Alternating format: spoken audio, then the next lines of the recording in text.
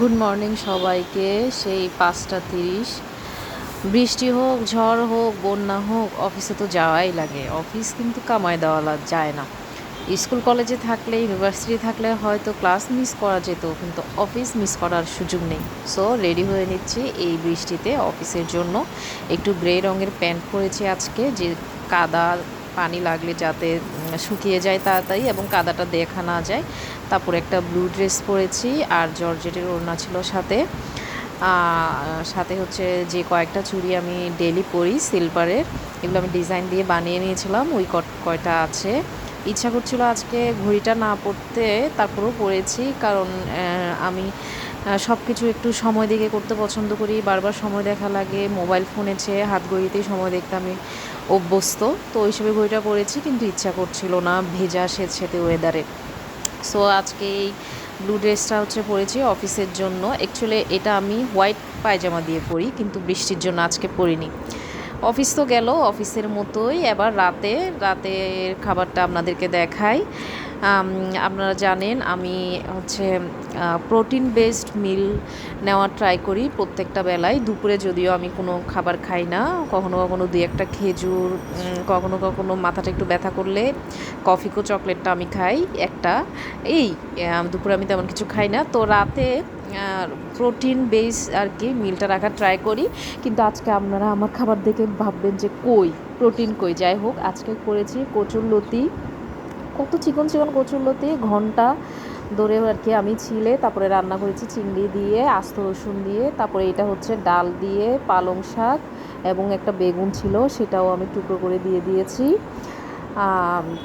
তারপরে হলো গিয়ে কলা রান্না করেছি, কাঁচকলা, ওইটাও ডাল দিয়ে রান্না করেছি। আরেকটা দেখেন কি করেছি, করলা হচ্ছে রিং রিং করে নিয়ে একটু লবণ মশলা মাখিয়ে ডুবো তেল থেকে হচ্ছে একটু ক্রিস্পি করে উঠিয়ে নিয়েছি। এইটা আমি মনে হয় প্রথম করেছি, মানে মাখিয়ে ভাত দিয়ে চলেন মাখিয়ে খাই, মানে কী যে মানে একটা মানে ক্রিস্পি, একটু হচ্ছে তিতা, কী যে মজা। আর এই যে ডাল দিয়ে রান্না করা কলাটা, এটা খেতে মানে এত মজা। এটাতে কিন্তু প্রচুর পরিমাণে আয়রন থাকে, যেটা আমাদের মেয়েদের জন্য খুবই দরকার। আমাদের বাংলাদেশের আমরা বেশিরভাগ মেয়েরাই মনে হয় আয়রন ডিফিসিয়েন্সি থাকেই।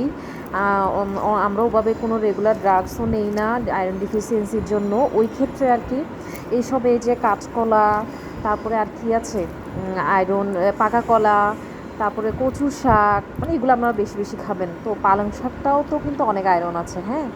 তো পালং শাকটা মেখে খাচ্ছি, আবার একটু করে এই যে চিকন চিকন করে কচুরলতি বেছেছি, এটা খাচ্ছি। এটা কচুরলতিটা ছিলে ধুয়ে পরিষ্কার করতে আমার মনে হয় 1.5 ঘন্টা লাগছে ভাই। এখন ওইটা ছিলার সময় আমি চিন্তা করছিলাম, মানে আমাদের বাসায় না আম্মা আমাদেরকে আমরা যেগুলো খেতে পছন্দ করি এগুলাই খাইয়েছে আর কি আজীবনে। সেই কচুরলতি, কচুর ফুল, কচুর শাক, কচুর মুখি দিয়ে ইলিশ মাছ, মানে এভরিথিং। আমি চিন্তা করতেছিলাম, মানে আম্মা কিভাবে এই জিনিসগুলা ধৈর্য সহকারে বেছে আমাদেরকে এত সুন্দর করে রান্না করে খাওয়াতো। মানে দুনিয়ার কেউই করবে না, কেউই না, হ্যাঁ। এত মানে এগুলো করা এত কষ্ট। আজকে আমি একদিন করে এই মোটামুটি শপথ করেছি আগামী 6 মাস আমি এই কচুরলতি আমার বাসায় আনবো না। হয়তো বাসায় মায়ের বাসায় গেলে খাওয়া হবে, মা তো বললেই, এই যে 2 দিনের জন্য যায় না, বললেই 2 দিনই কচুরলতি বেছে খাওয়াবে, এটা শিওর। সো মা বাবারা আসলে যেটা করে সন্তানের জন্য, সন্তান কখনো ওইটা ফিরিয়ে দিতে পারবে না। ওইটা আজীবনের ভালোবাসা, আজীবনের শ্রম তো দূরের কথা, একদিনের ভালোবাসাও সন্তানরা মা বাবাকে আসলে ফিরিয়ে দিতে পারবে না। আজকে মানে এটা আমার রিয়েলাইজেশন হচ্ছিল। আর খাচ্ছিলাম তখনও মনে পড়ছিল এইসব কথা। তারপরে যেমন এখন মায়ের কাছ থেকে তো দূরে থাকি, হ্যাঁ। তো যখন যাই কক্সবাজারে, মানে কী যে হয়, দেখা যাচ্ছে ট্রেনে করে যাচ্ছি অনেক দূরের জার্নি, অথবা ফ্লাইটেও যদি যায়, হ্যাঁ, আম্মা সময় জেনে নিয়ে ভাতটা এমনভাবে চুলায় দেয় যাতে আমিও বাসায় ঢুকবো, ফ্রেশ হব, তার মধ্যে ভাতটা চুলা থেকে নামবে, যাতে গরম ধোঁয়াওটা ভাত খেতে পারি, হ্যাঁ।